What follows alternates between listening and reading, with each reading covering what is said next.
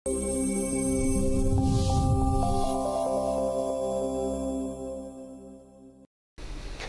hər vaxtınız xeyir olsun. Kanal 13 internet televiziyasının efirində Kamran Mahmudovun təqdimatında aktual verilişinə baxırsınız. Bugünkü qonağımız keçmiş siyasi məhbus, Müsavat Partiyasının başqan müavini Yadigar Sadıqovdur. Yadigar bəy, xoş gəlmisiniz studiyamıza.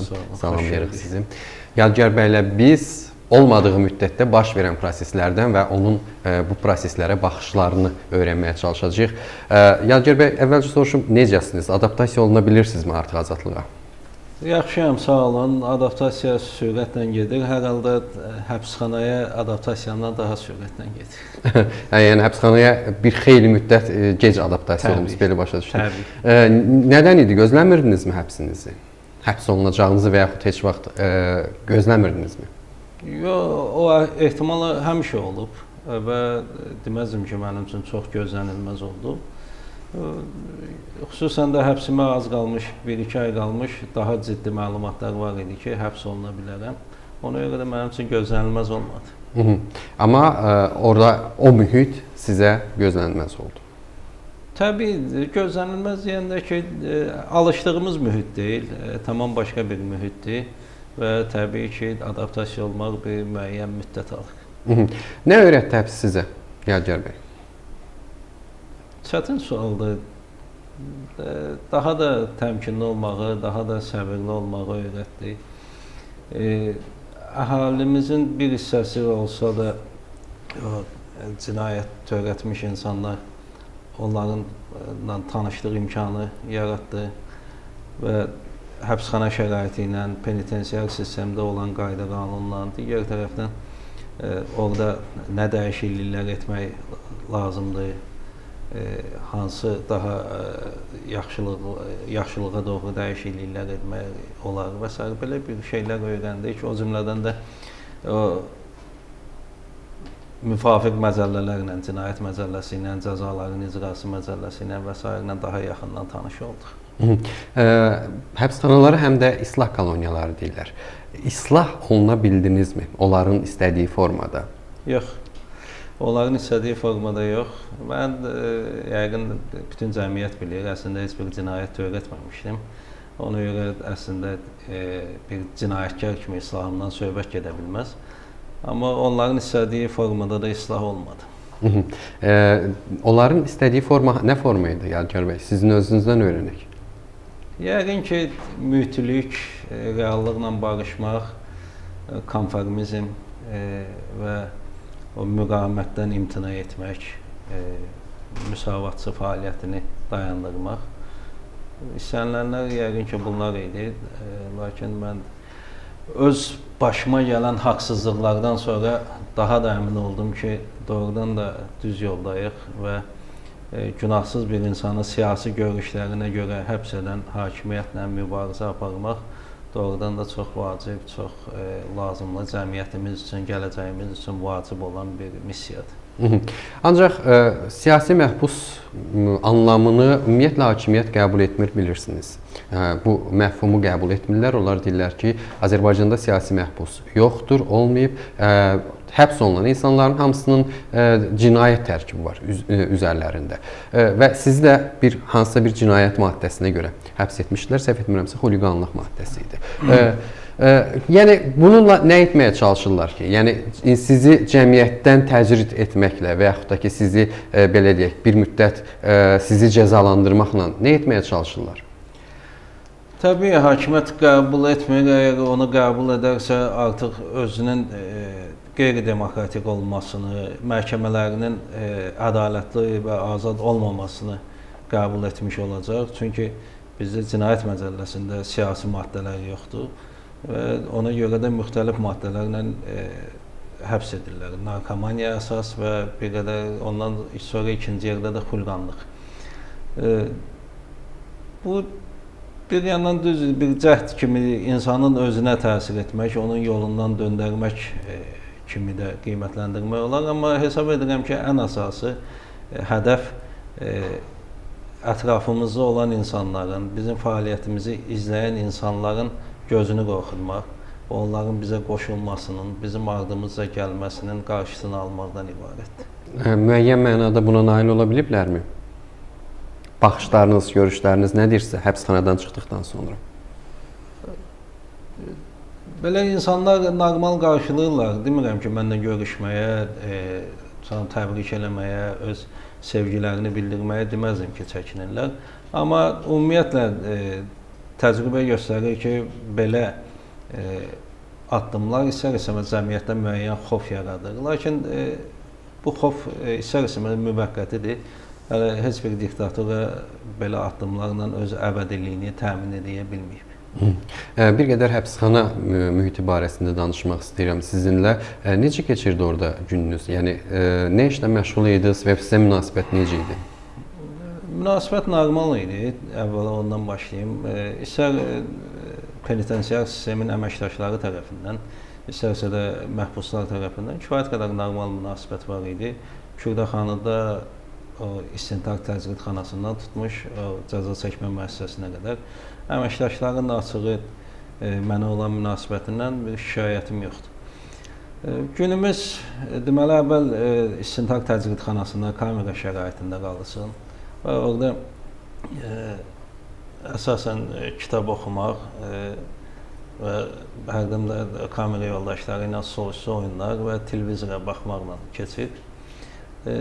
Cəza çəkmə müəssisəsində seçim bir qədər daha çoxdur, çünki orada sərbəst həyata çıxa bilirsən. Daha məsələn başqa oyunlar tutalım, solüstü tenis, bilyard, belə oyunlarda oynamaq imkanı var. Yenə o solüstü oyunlar, şahmat, nərd, domino oynamaq imkanları var. Yenə də əsas məşğuliyyətim əsasən mütaliə idi. Bir də öz fiziki formamı saxlamaq üçün, passivləşməmək üçün bacardıqca gəzməyə, fiziki hərəkət etməyə çalışırdım. Təbii yaşımı nəzərə alaraq müəyyən qədər fiziki hərəkətlərlə məşğul olurdum.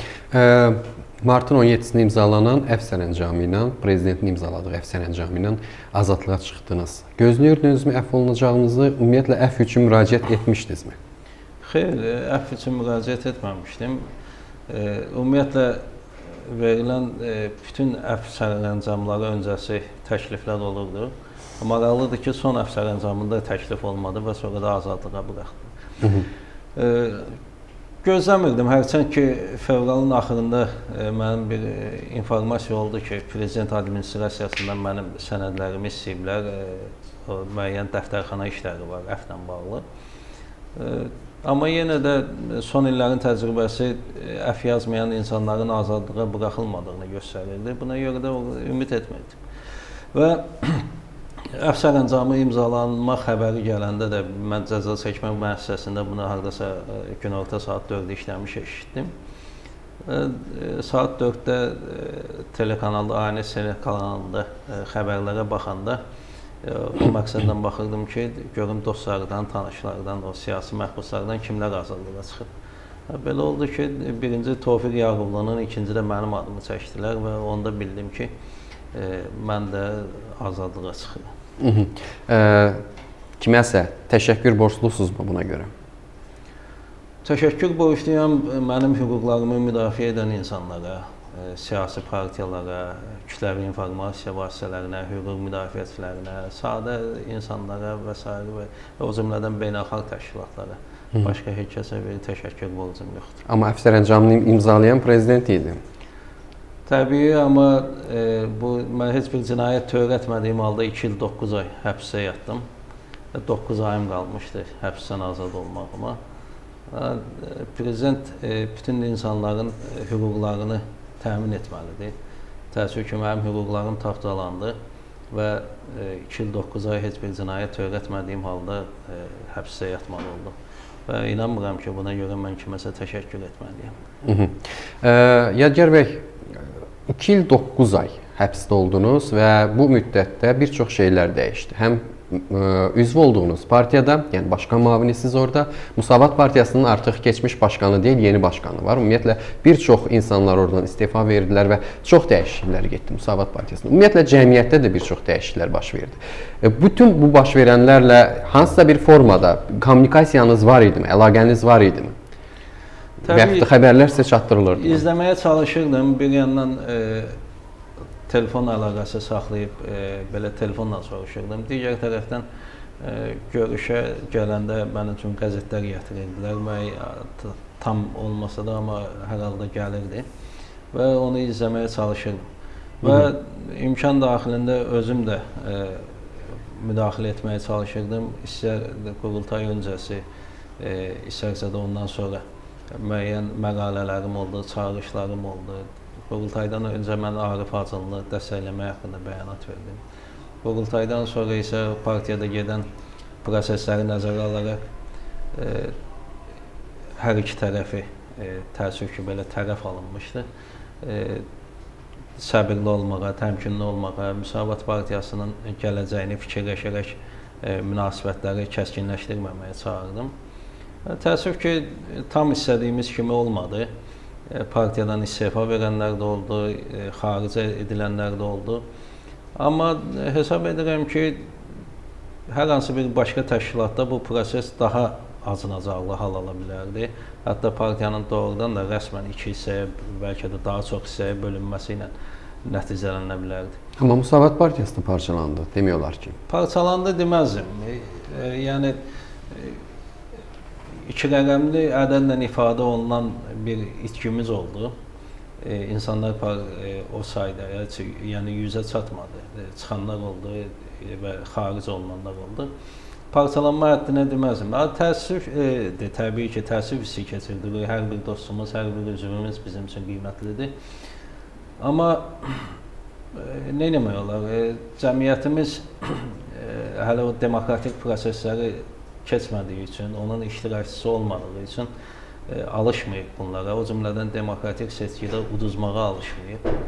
Görünür ki, demokratiya uğrunda mübarizə apardığını bəyan edən bəzi partiya yoldaşlarımıza buna alışmamışdı və belə nəticələrə gəlib çıxdı. Amma yenə də təkrar etmək istəyirəm, daha acınacaqlı ola bilərdi. Yəni, Müsavat Partiyasının o bir əsrlik tarixi, sağlam ideologiyası və insanların o müsavatçılıq ideyası ətrafında, şəxslər ətrafında deyil birləşməsi bu prosesi nisbətən normal adlamağa imkan verdi.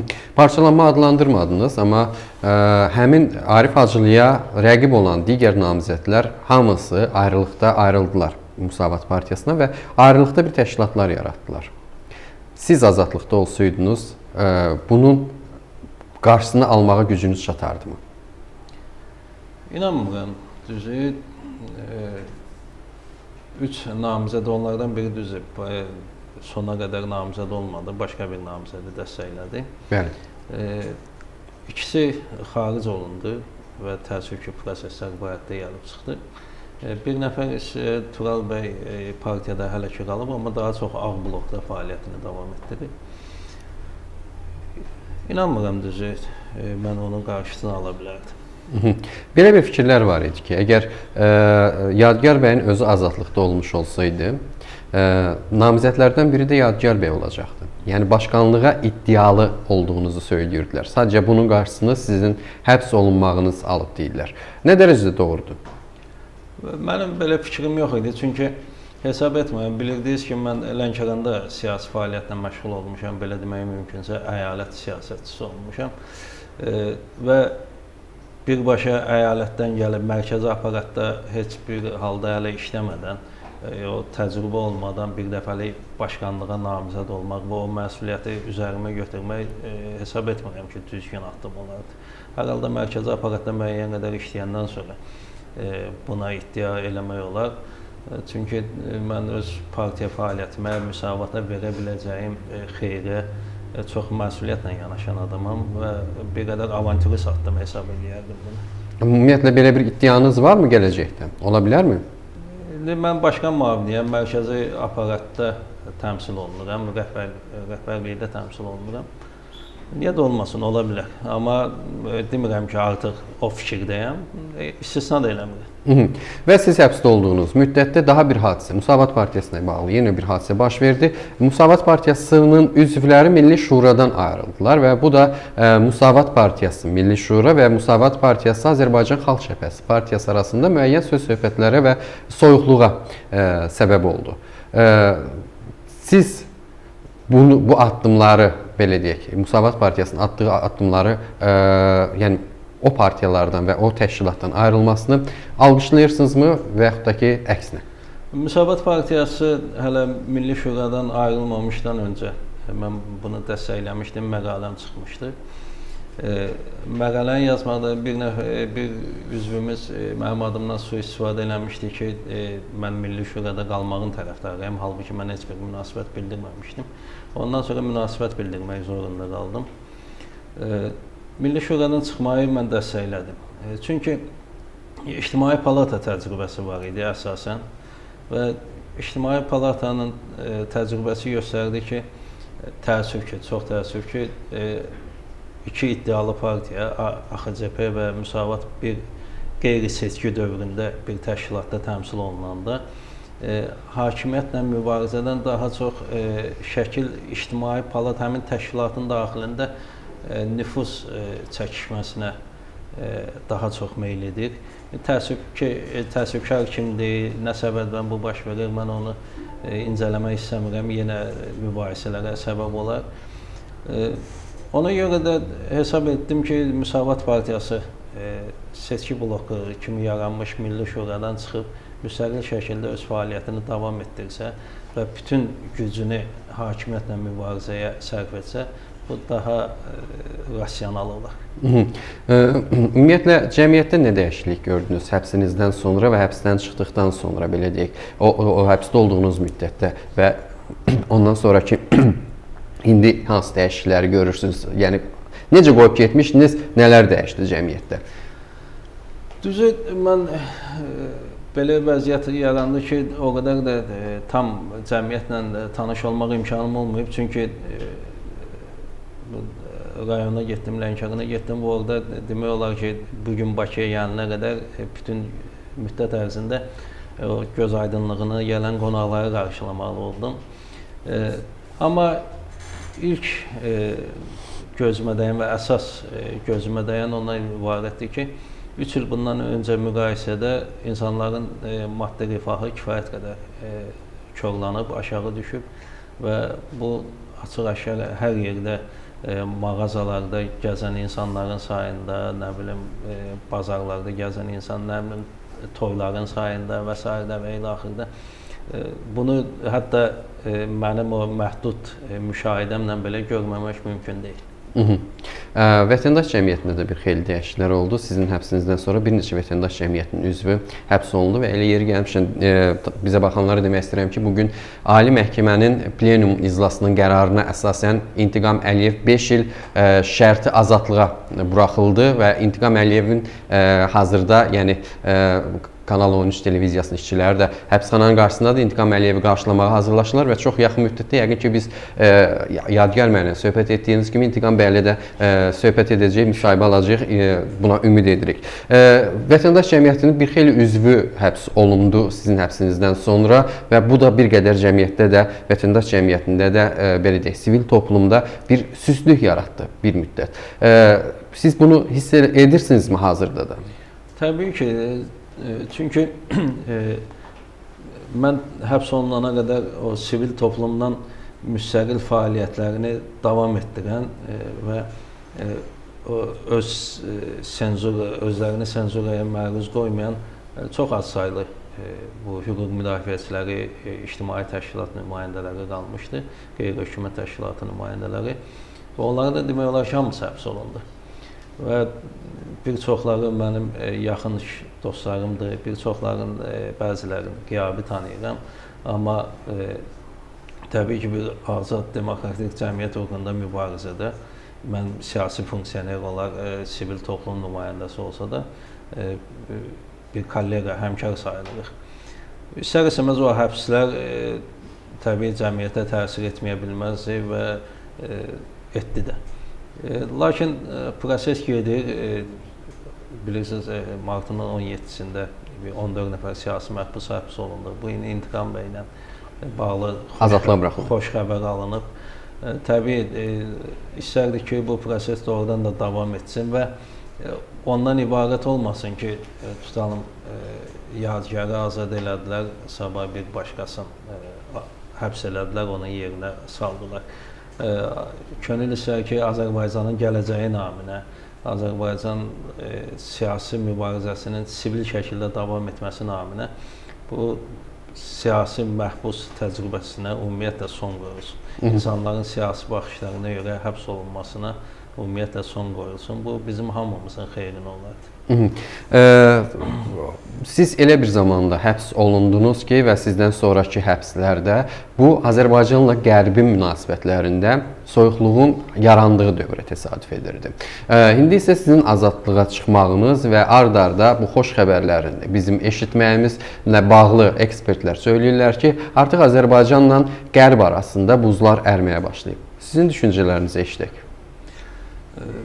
Mən yenə deyirəm, bir qədər məhdud müşahidələrim var. O cümlədən kütləvi informasiya, hətta azadlıqda olduğum 11 gün ərzində belə kütləvi informasiya vasitələrini tam izləmə imkanım o qədər də olmayıb. Lakin onu deməyə müəyyən qədər əsaslar var.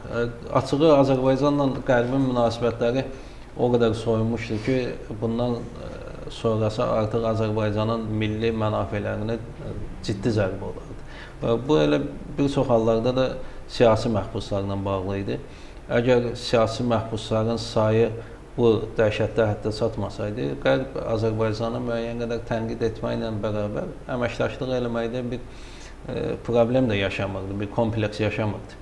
Lakin siyasi məhbusların bu həddə çatması, bir neçə il bundan öncə hətta toxunulmaz sayılan insanların, Leyla Yunus kimi, İntiqam Əliyev kimi insanların həbs olunması, istər-istər Xədicə İsmail kimi Qərblə münasibətlərə təsir etməyə bilməz. Azərbaycanın milli mənafeləri təbii ki, Qərblə münasibətlərimizi normal olmasını tələb edir. İnanmaq istəyirəm, mən də inanmaq istəyirəm ki, doğrudan da bu münasibətlər artıq yüksələn xəttlə inkişaf edəcək. Yenə deyirəm, bu yalnız Azərbaycanın mənafeyinə uyğundur. Sizcə Azərbaycan Qərbin yanında olmalıdırmı, yoxsa belə deyək, hakimiyyətin öz dediyi kimi balanslaşdırılmış siyasət aparıb özünü qorumalıdırmı? Müsavat Partiyasının üzvü olaraq soruşuram həm də buna.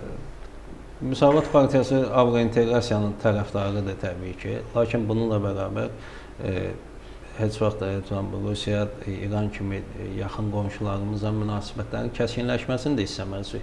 Lakin elə zaman yetişir, elə məqam yetişir ki, artıq balanslaşdırılmış siyasət imkansız olur.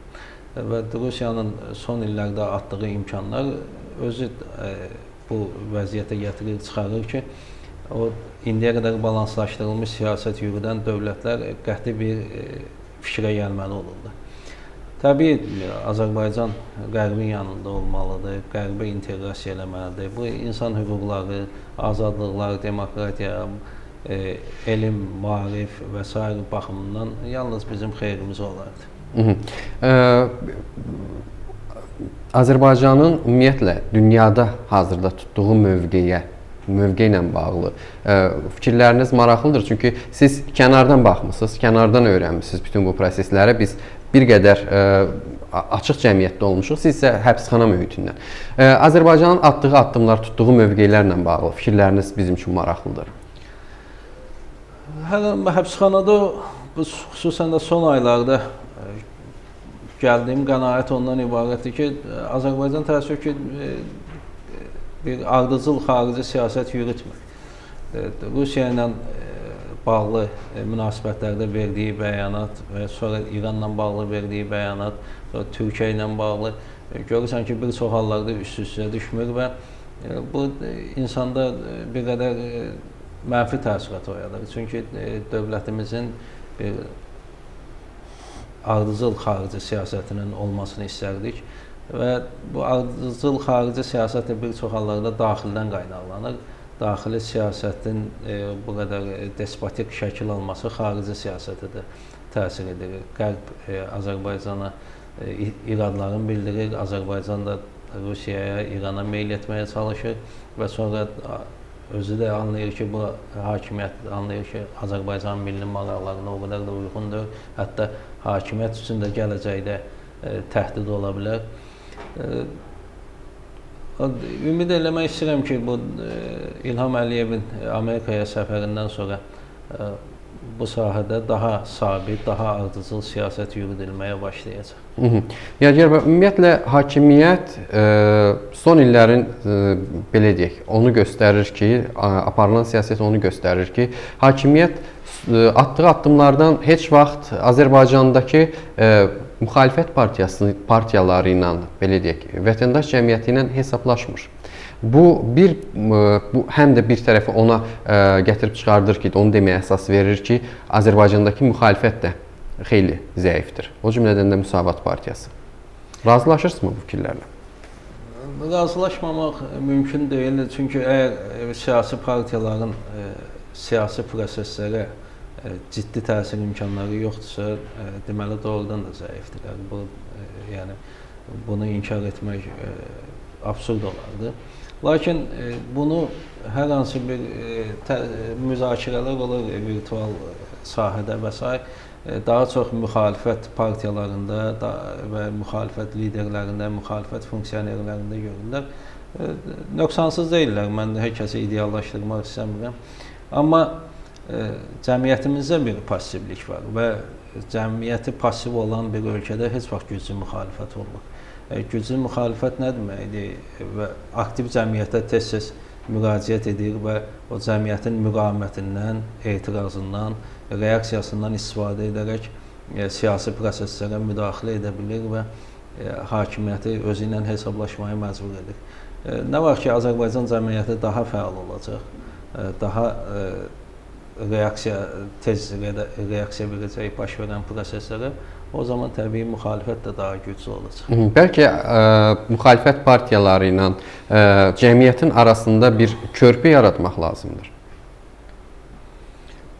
Bilirsiniz, müxalifət deyəndə, müxalifət bir ayrıca bir məkanda yaşayan, başqa bir yerdən gəlmiş qüvvə deyil ki, biz elə cəmiyyətin içindəyik.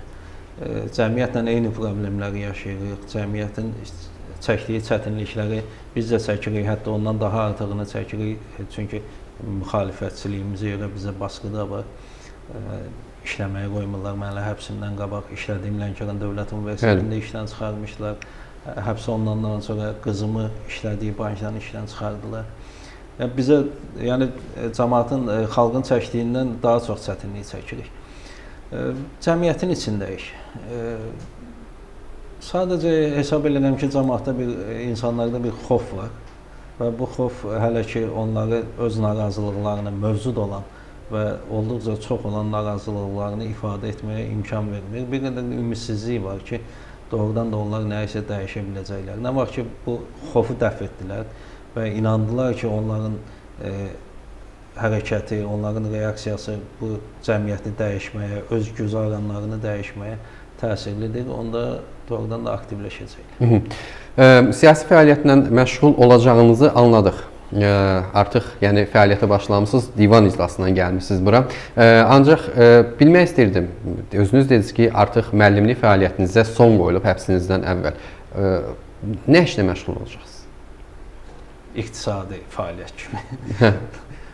Vallahi ən ağırlı yerimiz, ən çətin sualımızdır.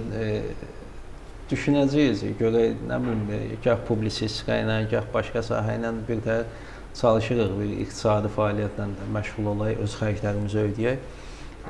Bəziləri elə bilir ki, xaricdə bir daydayımız oturur və bizə ay-bay pul göndərir. Əslində belə deyil, Sem dayı olsun və yaxud başqası olsun. Təbii, açıq etiraf eləyək ki, müxalifətçilik həm də çox böyük iqtisadi çətinliklərlə yaşamaqdır. İllərdir bunu, onsuz elə universitetdə işləyəndə də onların verdiyi maaş da belə çox gembol yaşamağa imkan vermirdi. İşsiz də qalanda çox da ciddi fərq yaranmır. Elə necə bir təhər dolanmışıq, necə yaşamışıq, yenə çalışacağıq, bir yolunu tapaq. Təşəkkür bildirəm Yadigar bəy. Çox sağ olun. Gəldiyiniz üçün, sualları cavablandırdığınız üçün həmişə azadlıqda deyirik sizə və bundan sonraki fəaliyyətinizdə uğurlar arzu edirik. Çox minnətdaram. Sizə də öz fəaliyyətinizdə uğurlar arzu edirik. Kanal 13 internet televiziyasında aktual verilişinin bugünkü qonağı keçmiş siyasi məhbus Müsavat Partiyasının başqan müavini Yadigar Sadıqov idi. Burada biz verilişi dayandırırıq. Növbəti görüşlərə dək salamat qalın.